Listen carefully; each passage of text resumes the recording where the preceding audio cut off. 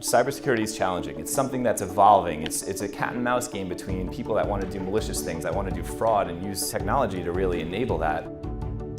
A lot of people see the headlines, they see the news, they see that all these big companies that have been hacked. However, it's a lot of the smaller companies that are hacked that you normally don't hear about that don't make the headlines. They're under fire because they don't have the resources, they don't have hundreds of millions of dollars to throw at the issue, keeping your data and your information, your clients' information, your wire transfers and everything safe. We've seen everything from your typical ransomware, which is nothing new. We've seen companies get their backup systems locked up. We've seen companies have fraudulent wire transfers go out. There are some basic security procedures such as two-factor authentication and vulnerability management going on in different organizations, just because it greatly reduces the risk of an attack actually happening.